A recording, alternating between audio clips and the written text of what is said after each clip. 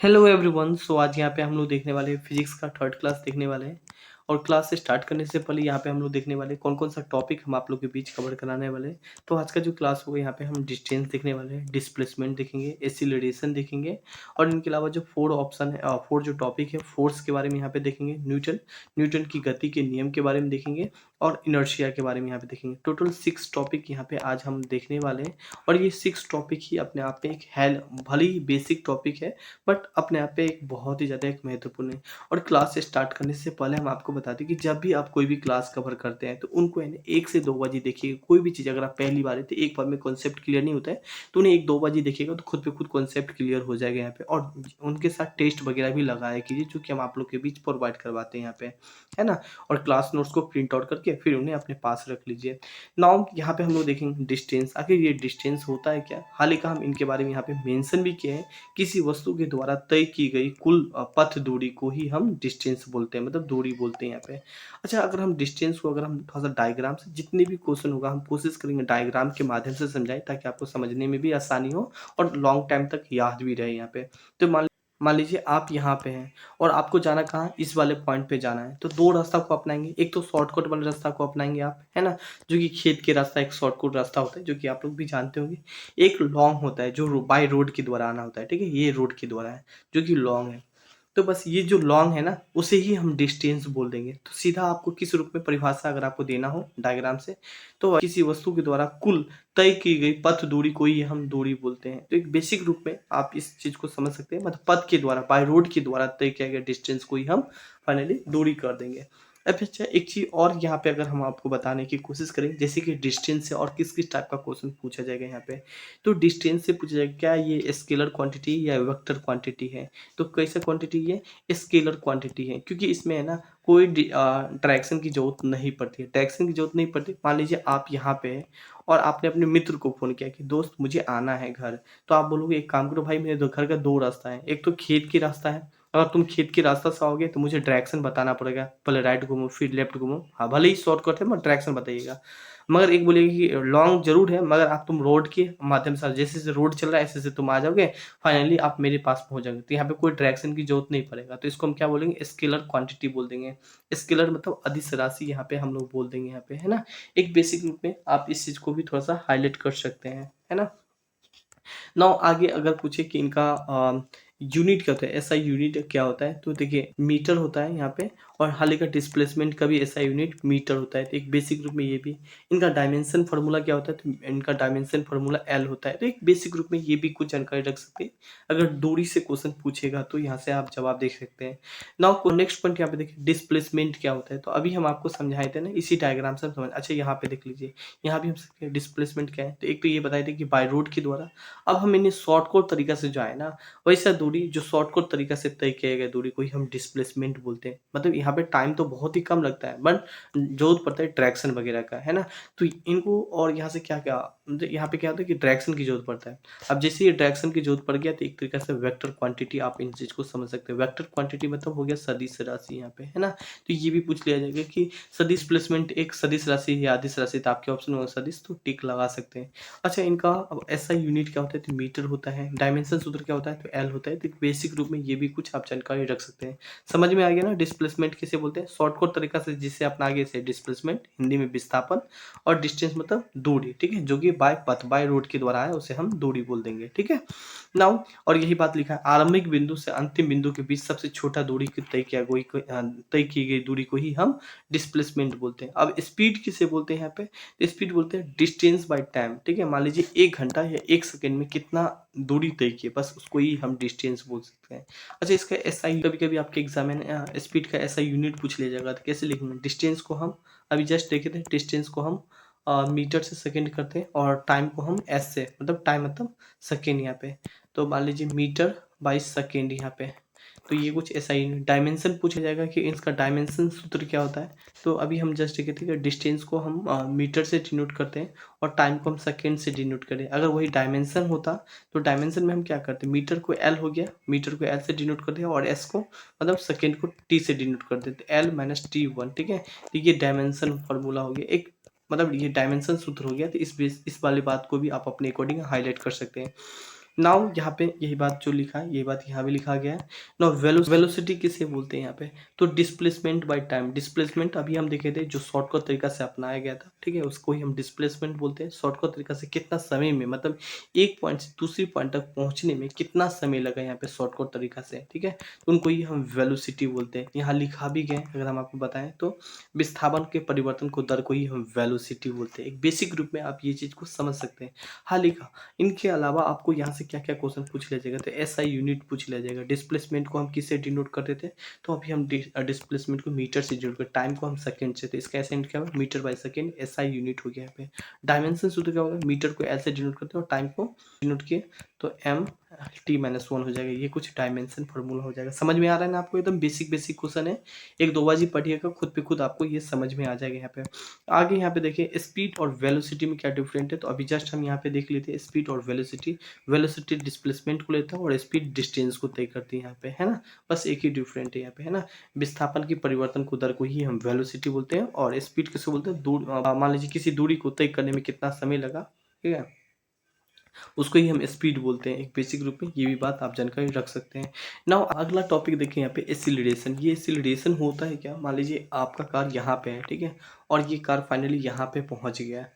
अब ये कार यहाँ से यहाँ तक पहुँचा है तो कोई नहीं, कुछ न कुछ इसका एसिलरेशन जरूर है। मान लीजिए यहाँ पे इनका स्पीड 30 किलोमीटर सेकेंड है और फाइनली 10 सेकेंड के बाद हम देखते हैं वो 35 मीटर सेकेंड की ओर से दौड़ रहा है। बस परिवर्तन होती नहीं, इस परिवर्तन की दर को ही हम क्या बोलेंगे, एसिलरेशन बोलेंगे, ठीक है, वेग की परिवर्तन बोलेंगे। ये जो चेंज हो रहा है ना, बस इसको ही परिवर्तन को क्या बोलेंगे, वेग की परिवर्तन बोलेंगे। अब ये वेग की परिवर्तन कितने समय में चेंज हो रही है, मतलब 10 सेकंड में चेंज हो रही है, तो उसको ही हम एसिलरेशन बोल देंगे। हम आपको फिर पहले समझा देते हैं।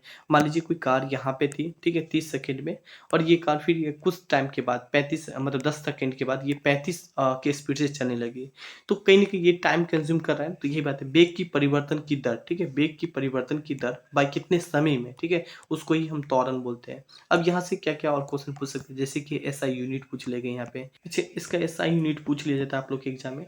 तो वेग की परिवर्तन क्या होता है, जैसे कि यहाँ पे मीटर देखे थे और बाई टाइम, ठीक है, और इनटू यहाँ पे समय है तो इस टाइम को भी यहाँ पे कर देंगे। तो इस तरह इसको अगर करने कैलकुलेट करने के बाद मीटर बाय सेकेंड स्क्वायर हो जाएगा, सेकेंड स्क्वायर हो जाएगा, metre by second square SI unit हो गया यहाँ पे एसिलरेशन का।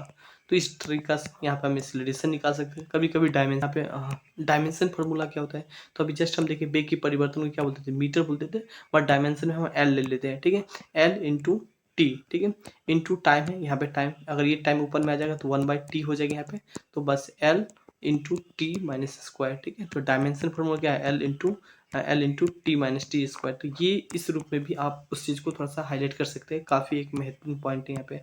नाउ अच्छा, अभी हम जो बात आपको समझाए थे ना, यही बात यहाँ भी मेंशन है, वेग की परिवर्तन, ठीक है, वेग की परिवर्तन मतलब अंतिम वेग इंटू प्रारंभिक वेग। मतलब आपको याद है ना, देखिए जो गाड़ी चल रही थी, कुछ सेकंड के बाद मान लीजिए अभी 30 की स्पीड था और कुछ टाइम के बाद ही हम देखे थे 35 का स्पीड हो गया, है ना। तो 35 की स्पीड माइनस जो प्रारंभिक 30 का स्पीड है, तो उसको इससे बोलते हैं वेग की परिवर्तन यहाँ पे। और टी से अगर हम यहाँ पे टाइम से अगर डिवाइड कर दिए तो एसिलरेशन हो गया। अच्छा, एसिलरेशन भी 3 टाइप का होता है यहाँ पे, और देखिए ये डायमेंशन वगैरह भी हम निकाल के बताए थे, तो यहाँ ये बात यहाँ भी लिखा गया है, ठीक है। देखिए अभी हम एसिलेशन 3 टाइप का होता है, एक तो पॉजिटिव होता है, एक नेगेटिव भी होता है और एक शून्य भी होता है यहाँ पे। तो पॉजिटिव क्या होगा मान लीजिए, तो देखिए एसिलेशन जब आप कैलकुलेट करेंगे ना, अगर वो माइनस में आ गया या प्लस में आ गया तो उनको हम पॉजिटिव बोलेंगे। मान लीजिए कोई ऐसा क्वेश्चन है, ठीक है, अच्छा हम समझा ही देते हैं। मान लीजिए कोई कार है यहाँ पे, ये 30 के स्पीड से चलता है और कुछ सेकंड के बाद, कुछ टाइम के बाद देख रहे हैं ये 60 के स्पीड से चलने लगा। तो यहाँ पे क्या लिखा है, अंतिम वेलोसिटी माइनस प्रारंभिक, ठीक है, तो क्या हो जाएगा यहाँ पे, घट जाएगा, तो 30 हो जाएगा यहाँ पे। तो पॉजिटिव पे आ रहा है तो बस इसको ही हम पॉजिटिव बोलेंगे। अगर वही माइनस में आता तो निगेटिव बोल देते। शून्य, जहाँ पे शून्य हो जाता है उनको हम शून्य एसिलरेशन बोलते हैं। एक बेसिक रूप में ये से भी समझ सकते हैं, कैलकुलेट का ही क्वेश्चन है, ठीक है। देख इस रूप में यहाँ पे, अब मान लीजिए यहाँ पे क्या वेलोसिटी, इनका प्रारंभिक वेलोसिटी, ठीक है, वो अंतिम वेलोसिटी क्या होता है, मान लीजिए अंतिम वेलोसिटी यहाँ पे मान लीजिए 40 है, प्रारंभिक वेलोसिटी मान लीजिए 80 था यहाँ पे, मतलब पहले ज़्यादा था और फिर बाद में कम हो गया। तो कहीं ना कहीं ये निगेटिव में इसका आंसर आएगा, तो निगेटिव में इसका आंसर आएगा, निगेटिव हो जाएगा। जहाँ शून्य आ जाएगा, मान लीजिए वो 30 के स्पीड से अभी भी जा रहा है और बाद में भी 30 के स्पीड से ही जाएगा, तो एक शून्य हो जाएगा, तो ये इनको शून्य एक्सीलरेशन बोलते हैं। नाउ आगे यहाँ पे देखिए फोर्स क्या होता है, यहाँ पे देखिए ये बात यहाँ भी लिखा आ गया, मैं आपको समझा दूँ। मान लीजिए कोई बॉडी है, 2 बच्चा है, एक बच्चे ने इस पे बल लगाया और ये मूव कर गया, थोड़ा-सा मूव करके यहाँ पे चला आया और एक बच्चे क्या किया, फ़ोर्स लगाने की कोशिश किया बट ये मूव नहीं हो पाया, किसी प्रकार का इसमें नहीं हो पाया, बट कोशिश तो ज़रूर किया, तो बस उसको ही हम बल बोलते हैं यहाँ पे। यहाँ लिखा भी गया है, वह भौतिक राशि जो किसी वस्तु की स्थिति को बदलने का प्रयत्न करता है अथवा बदल देता है, उसे हम बल कहते हैं। बल मतलब फ़ोर्स कहते हैं। अच्छा, इनका डायमेंशन सूत्र वगैरह भी पूछ लेते हैं। तो फ़ोर्स बराबर होता है F बराबर ma होता है यहाँ पे, ठीक है? और m क्या है यहाँ पे, मास है और a क्या है यहाँ पे, एक्सीलरेशन है। अब इनका अगर ऐसा यूनिट निकालना हो तो आप कैसे निकालेंगे, बेसिक है। तो ये पे यूनिट निकालना हो तो मास को क्या बोलते हैं, केजी बोलते हैं, ठीक है? ऐसा यूनिट निकालना हो और एक्सीलरेशन को अभी हम क्या देखे थे, जैसे मीटर बाय सेकेंड स्क्वायर देखे थे, तो इस तरह इसको लिख सकते हैं KG metre by second minus square, इस तरह भी हम इसको लिख सकते हैं, केजी मीटर सेकेंड स्क्वायर, या कई तरीका से इनको हम लिख सकते हैं। कई तरीका का क्वेश्चन पूछा भी जाता है यहाँ से, इस तरीका से, है ना? इस वाले बात को भी थोड़ा सा हाईलाइट कर सकते हैं। या कभी-कभी डायमेंशन फार्मूला अगर पूछ ले तो फिर इसको किस तरह करोगे, मान लीजिए ए है या एम है, एम मास हो गया इंटू एक्सीलरेशन को किस तरह हम लिख सकते हैं, L minus T square, acceleration को ये था ना ए से, ये एक्सीलरेशन का डायमेंशन हो गया, तो बस तो M L minus T square, ये डायमेंशन फार्मूला हो गया फोर्स का यहाँ पे। तो एक बेसिक रूप में भी आप इस चीज़ को याद रख सकते हैं। अच्छा, जो यूनिट होता है ऐसा यूनिट होता है सीजीएस में, देखिए द डाइन होता है बल का, तो एक बेसिक रूप में कई बार यहाँ से क्वेश्चन पूछ लिया गया यहाँ पे। नाउ आगे यहाँ पे देखिए, जो बात मैं भी समझाया हूँ सीजीएस, बट यही बात यहाँ भी मेंशन किया गया है। अब देखते हैं न्यूटन का नियम देखेंगे। न्यूटन का 3 नियम होता है, फर्स्ट नियम, सेकेंड नियम, थर्ड नियम।